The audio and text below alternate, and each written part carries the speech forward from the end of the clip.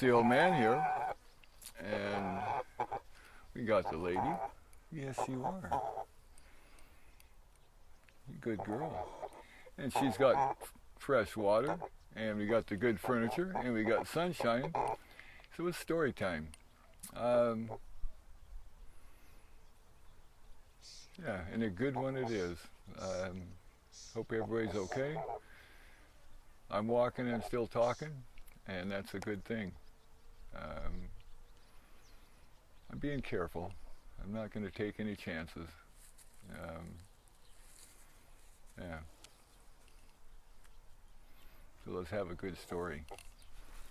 Yeah, I got out the tablet here and got my cheaters from the dollar store. I like that store. You can actually go in and spend 20 bucks and get a whole bag of stuff instead of just a couple from the other store. And as far as the glasses go, I can't see any difference from the others. And for $1,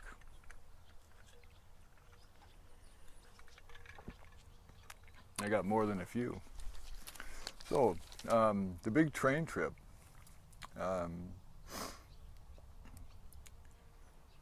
The reason I did it, and this was in 10/02, 18 years ago. A co-worker my age, he worked out all the time and volleyball and all that stuff, and he has a heart attack, and thank God he was right with paramedics. Happened to be talking to them, and he came out okay, but it got me thinking, yeah, I haven't done the best job of taking care of myself, so I thought, what would I want to do? And I thought, I want to do a big train trip, and I did, and I got it all right here. That was fun. I had a good time.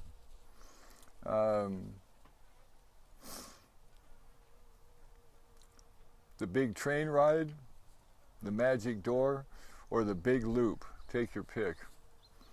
The reason I say that the magic door is like, once that door shuts on the train, you're in a whole different world. It's basically like a motel on wheels. You got restaurant, you got a bar, you got your room if you want, or you can go coach. And yeah, coach is a little hard. It's hard to sleep on the train even in a room, but sleeping on the chairs, or even two of them, is hard for me. But anyway, it was very emotional that I got on the train, and yeah, I tried to figure that out, but it was just the excitement of doing it, and I didn't know what, but yeah, it was a little bit there. Okay, got on the train and made my nest, and yeah, the nest is, put your bags away, get some coffee, have magazines ready, you got everything you need for the hours ahead of you. Yeah, I call it making the nest. Very excited, I cannot believe this.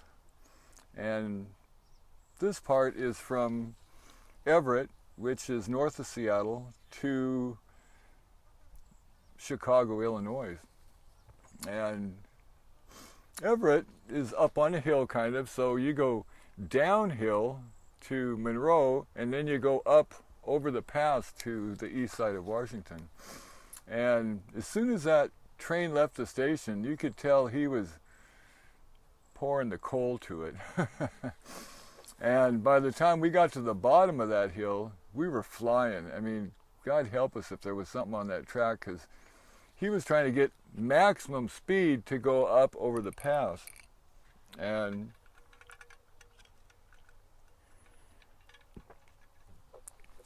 yeah, we were moving.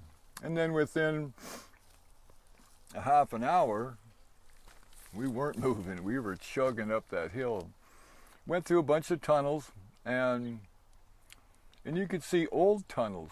that the railroad had built, who knows when. And I've always thought it'd be fun to go walk through them, but I don't know if I'd want to go hiking. I was thinking about a battery-operated mountain bike might be fun. Lazy way to do it, but heck, at my age, it'd be a good answer to it. So yeah, we go down the hill, we're flying, we start going up the hill, now we're chugging and it's going pretty slow. But it was cool, you could see everything. We left Everett at 5 o'clock in the afternoon, and it was not winter time, but it kind of got dark pretty quick. But yeah, we were moving, and one of the things I wanted to say right off the bat is that on the train you get to see the backyard view of America, because the train goes places where cars can't go, and you get to see a lot of places that you would never see on the road. So that's one of the reasons I like it. It's yeah, I could do a whole chapter on what I've seen in the backyard view. Phew. And it's warm, and it's supposed to get warmer. Next week's supposed to get maybe up in the 90s again, and it's okay. It was that last day we had, it was hot, and even with a fan going outside it was hot, but yeah, I'll take it while I can. Let's see, in the tunnels, yeah, when we went to the tunnels, they're ventilated. I've seen them from the top, and shoot, 10-foot fans blowing air through there, and guys and girls too, I'm sure, that whose job it is to keep those fans going. Kind of like a Boilermaker, just watching gauges and stuff, but if something goes down, they got to fix it. Yeah, the Spokane train station, 1 a.m. Lots to see as we cruise slowly towards the station. And I call it people watcher's delight, because a lot of times, well, every time you pull into town, the train's going really slow. I turn the lights off if I'm in the room or wherever I am, because that way you can see out the window and nobody can see you. And a lot to see. People in no man's land, I call it, because you're not supposed to be there, but it seems like every town I've been to, there was people milling around doing stuff.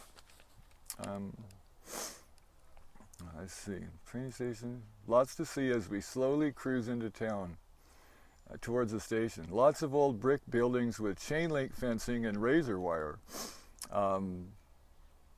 Yeah, there was like, they didn't want people to get on the roof for whatever reason, and they had a very industrial security system, I'll say that.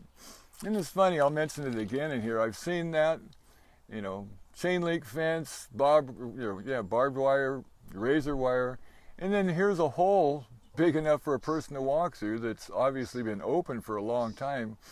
Yeah, you'd think they'd button that up, but they don't. I've seen it many times. Didn't want to get a roof. No traffic. We get to the station. I'm looking for some Copenhagen, and at that time I was chewing, and I can't remember when I finally got some. Anyway, I did okay though. I walked around the station, busy place. I see a Greyhound bus bound for Chicago.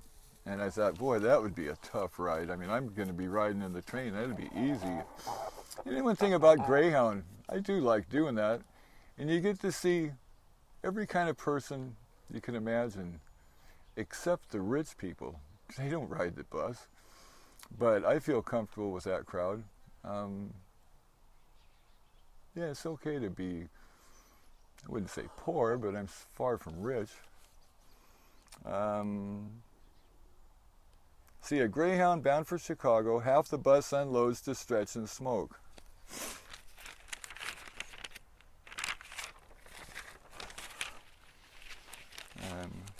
The kids at the Spokane train station. I'm looking out the window and I'm watching these kids relating, and they were in their 20s, I suppose. The dude, kind of a hefty guy, dressed in black, pierced lower lips with large spike, and both eyebrows are pierced, and a whole lot of tattoos. Long black hair shaved on the sides. When nervous, he ran his fingers through his hair and lifted up to show the clean shave. Kind of bring it up like that. And that was just my observation, because he was just hanging by himself and maybe did feel nervous. He drank 2 whiskeys and 1 Budweiser that I know of, and just observing people. And then I wrote, who knows what he did when I wasn't watching. And then these 2 girls, one blonde, very well kept, and glasses, and the other one was a tough girl. I don't know what that, just a tough looking girl. And they had all just met. As the tough girl was trying to light a cigarette with a match, she offered the dude a light. And I could tell, and I'm guessing, that they hadn't used matches very much, because they didn't know about cupping it from the wind or anything. She lit one, it went right out, and they kind of figured it out. But, so yeah, she offers the dude a light, and he was flipping his hair a lot, and he seemed shy or sly. He was just, kids meeting each other, they want to give a good impression, and he was doing the best he could, I guess. They all smoked and joked, and then went their own way. We'll see what tomorrow brings. Yeah, people watching. I enjoy doing that, because like I say, they,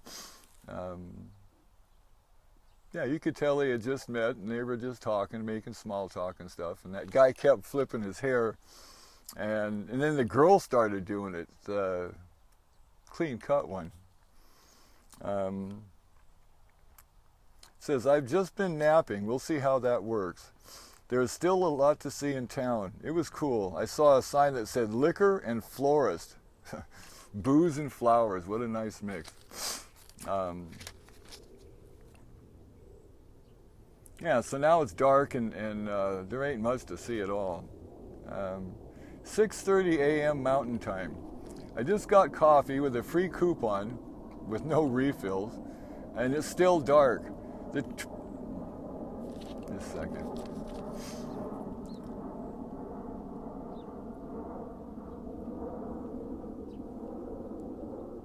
Sorry about that.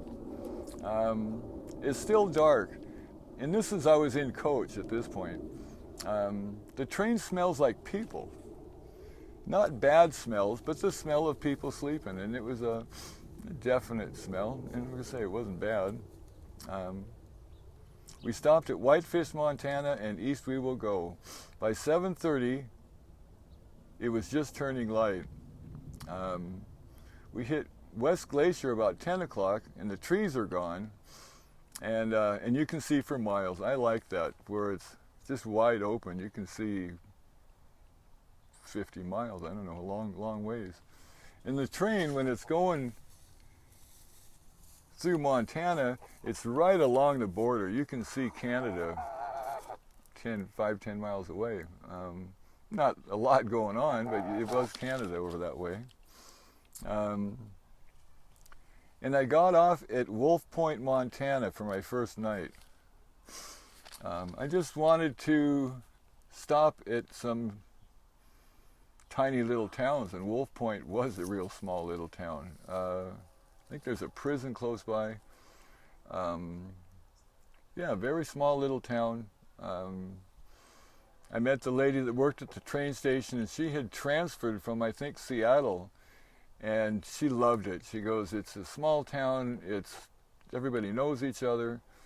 And the whole purpose of that town is it's a train yard. So there was probably 8 tracks side by side and trains all over the place. And a lot of black smoke, because diesel, I guess. And But it was out in the middle of nowhere, and it seemed to dissipate pretty cool. And I don't remember the motel I stayed at. Certainly nothing big. I think it was one from the 50s or 40s, and I like those old ones. So now I'm at Wolf Point, 1:45 p.m., and I'm looking for a place to watch General Hospital. I've watched that show for years.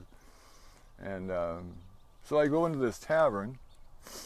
I tried the Water Hole, #1, super loud rock music, and I had to yell at the barmaid, "Hey, can I watch General Hospital?" "What?" "That's okay, nothing."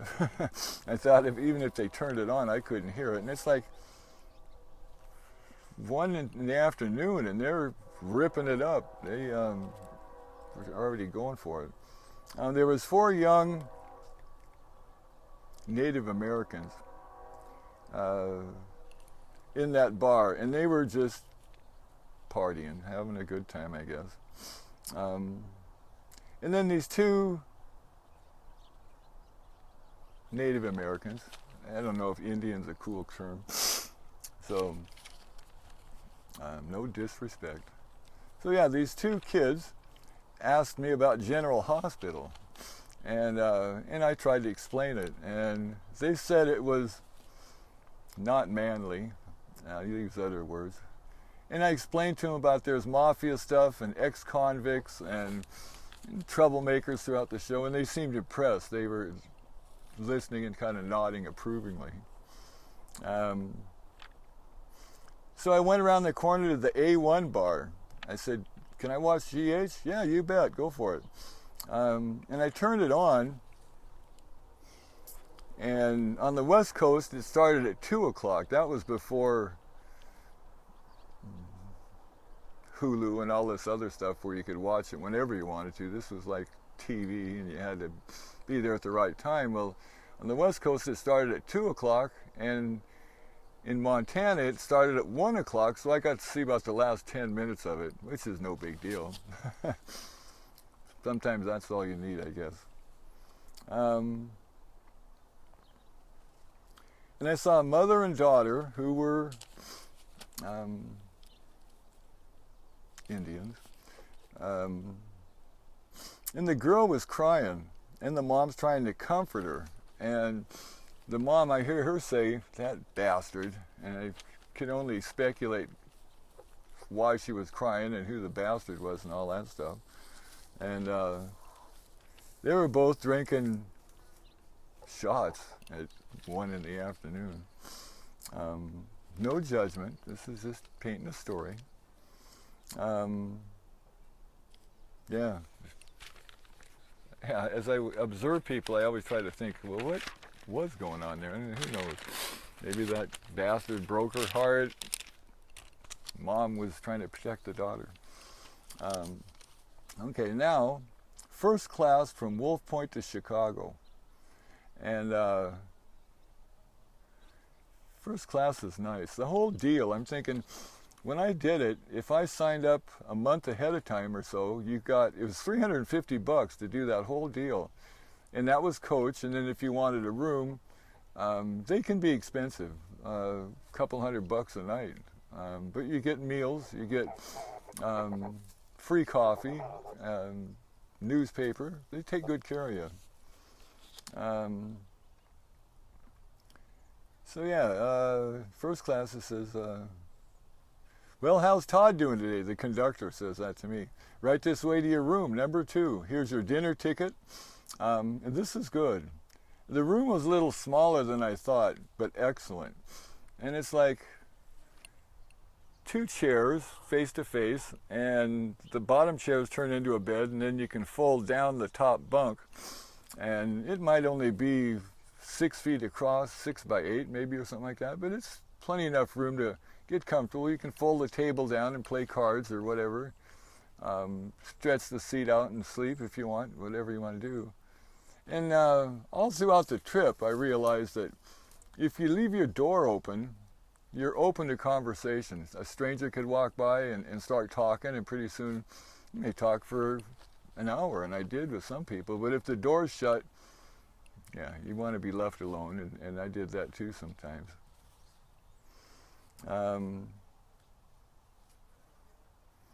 Yeah, I could get used to this. If I was a rich man, I would love to give away Christmas presents of a train trip. Because it can be pricey, but yeah, I think it well worth the money. St. Paul, I had to get out a map and see again where these were. St. Paul is west of Chicago, and let's see, St. Paul, 6:15 a.m. Saturday. Lots of reeling and rocking last night, rain and wet. I had breakfast already and got that out of the way. Had 3 coffees and still felt sleepy. I do like my room. People watcher's delight. Cozy, newspaper delivered. Yeah, the conductor was cool. He made the bed for you if you want. Would bring meals to you if you wanted. And I think they worked like 6 days and then 5 days off or something. And it was like basically working not quite 24 hours a day, because if the train stopped at 4 in the morning, the conductor had to be up and introduce himself and show you where your room was and stuff. But they all liked it. Everyone I talked to said they loved the job and wouldn't change a thing. Young Cozy. La Crosse. I saw the mighty Mississippi, and they say it was going to get bigger. And that is almost at the beginning of the Mississippi River, and it was big. And I met a guy from Mississippi, and I told him this joke that I learned in grade school. Do you know how to say do you know how to spell Mississippi with one I? No, how do you do that? Mississippi. He laughed. He thought it was funny. He had never heard that one. Lots of 100-year-old buildings, and I get to see the backyard view again. And now south to Chicago. Yeah, like I say, pulling into a town, everyone I did pull into, it was like I turned my lights off and see people, and near Chicago, it was just like a movie. I mean, it was like burn barrels and guys standing around and trying to warm their hands, and it looked like they were burning who knows what, because it was smoking pretty good, but they didn't care. They're freezing. They wanted to stay warm.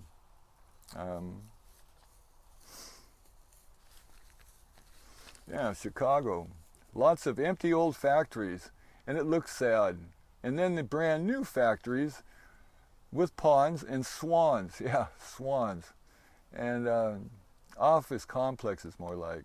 And why they didn't use the old buildings, and they looked the same, as the new ones looked just like the old ones. And then there's a new 4-story factories. They looked old style brick with lots of glass. They looked like they had been there forever. The Chicago train station was cool, and this was something.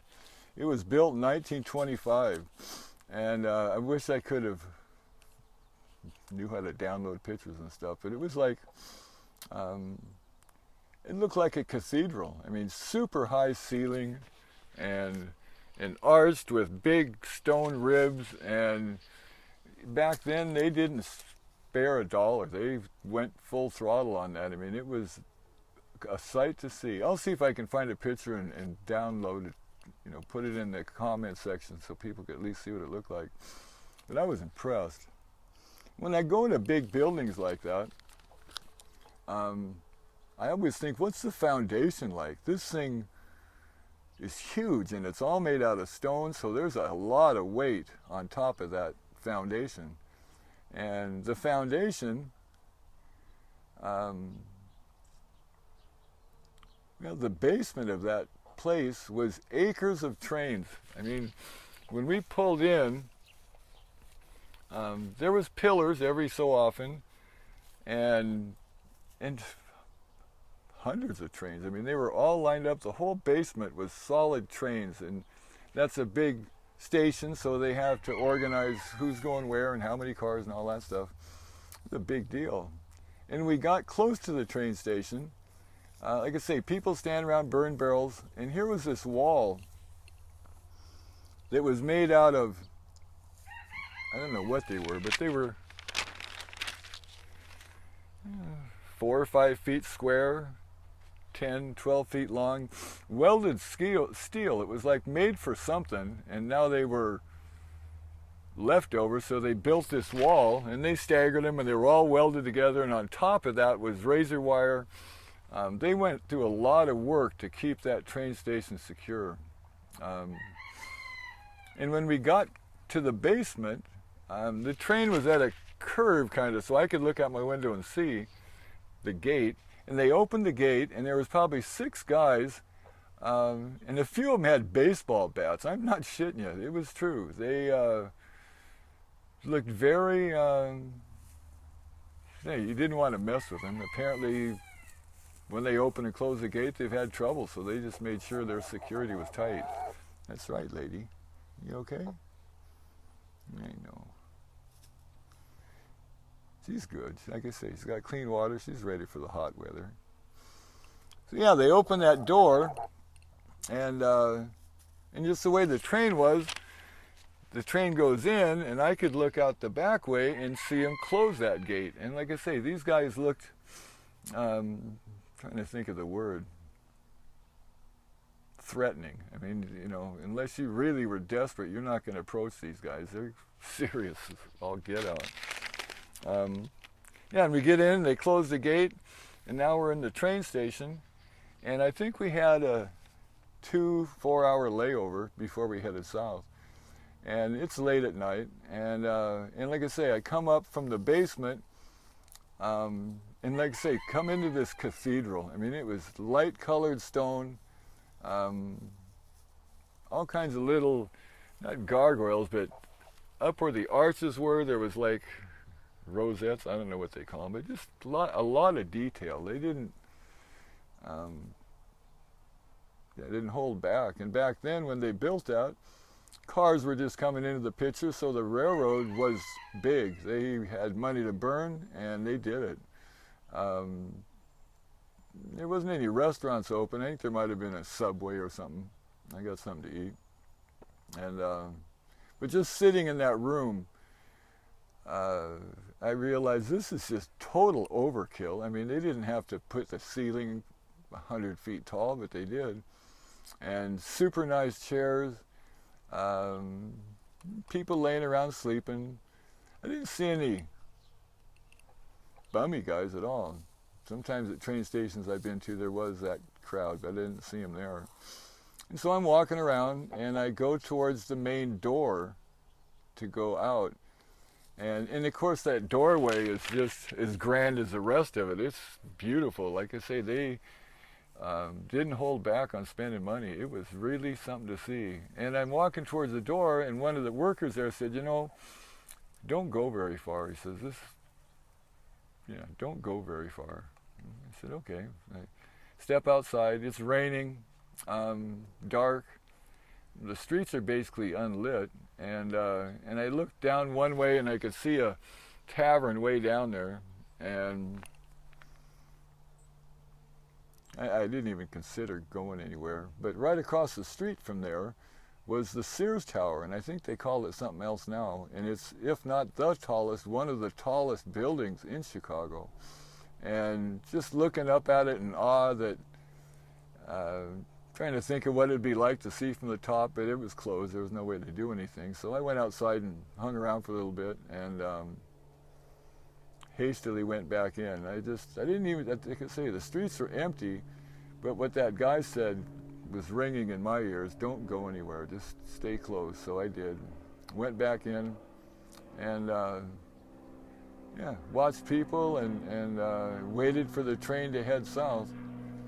And the train heading south was called the City of New Orleans. And Arlo Guthrie sang that song. I've heard it hundreds of times. I never thought I'd ever see the City of New Orleans, but I did. That was the train we rode on. And it was older. It was, clean. It was all presentable and stuff, but that was the name of it. Yeah, it was a good deal. And this is the first start. I hope you guys like it.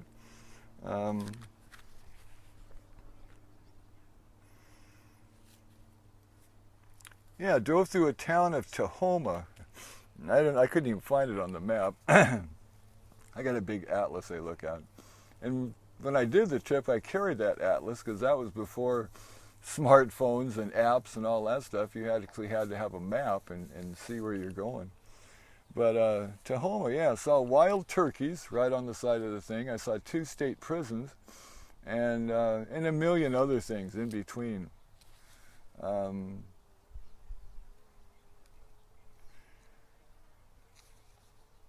I saw a few state prisons. I don't know if they were state. They might have been who knows what, but just scary looking places. They didn't, out in the middle of nowhere, you know, massive fencing, guard towers.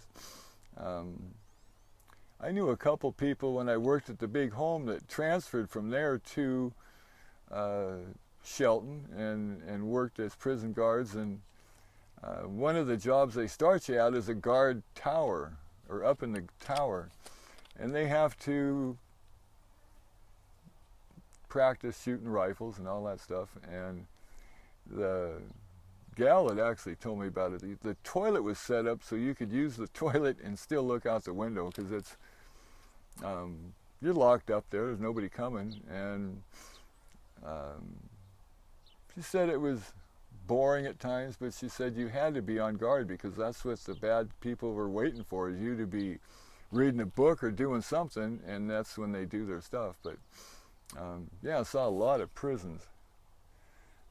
Sleeping on the train. It was hard. If you're sleeping in coach, yeah, unless you can comfortably sleep flat on your back, not even flat on your back, at an angle, it's hard. I slept on my side. I tried to share 2 seats, and there's an armrest there, so I got my backpack and a bunch of other crap to make it kind of level, and it was okay. But yeah, the rooms are the way to go. It was fun. Let's see. With all the rocking and rolling, it's hard. I just lay still until I either get back up or kind of crash. But I'm loving this. What an adventure. Yeah, it was my only complaint about the train trip is lack of sleep, I guess, because it's yeah, you're stopping in the middle of the night. There's a lot of rocking and rolling, and I found that if you are on the top, it's like a 2-story train. If you're on the top, there's a lot more than the downstairs. I've actually stayed in the downstairs rooms before, and it was a lot less rocking and rolling, but you couldn't see as far, and depending on which side of the train you're on, like when I was going through Montana, if I would have been on the south side of the train, it would have been a whole different view than looking north up into Canada, where it was just wide open forever. Yeah, I hope to do that again someday.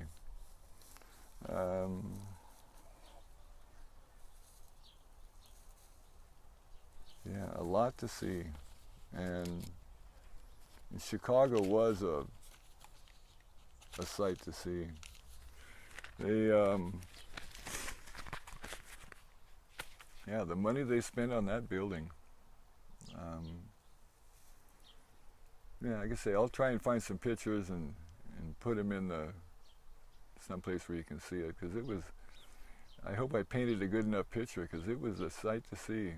And I couldn't imagine what it would be like in the daytime, because it was busy, and I was there, I don't know, 10, 11 o'clock at night. So with that, I'll be back. Everybody stay safe. Haven't watched the news in 4 months, and I'm not missing anything. I mean, I glance at the headlines. Yeah, give me 1950. I'm not interested in 2020 at all. I've been listening, and I've said it before, old Dragnet radio shows. If you like storytelling, they're on YouTube. 308 of them. I think Yeah, I've listened to hundreds of them, and they tell a good story. I mean, there's adventure. I was talking to a friend about it. I said, I find them relaxing, even though it's about brutal murders or robbery or all that stuff. But just, I don't know, simpler times. Yeah, they tell good stories, and I like that. So, everybody take care, and thanks for stopping by. Come here, lady. You want to say goodbye? Come here, honkers. Fresh corn in season, so she's been eating that every day. Come here. You got that feather on your nose? Come here. Okay, you can leave it on there. Yeah, good lady. I actually, the other day when it was like up in the 90s, I set up a sprinkler so the chickens and lady could have at least some relief. Yeah, she must be hot with all those feathers, but she seems okay. So, happy trails.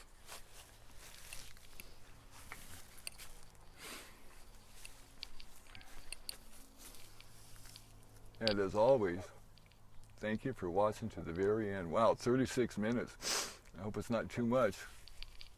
See you later.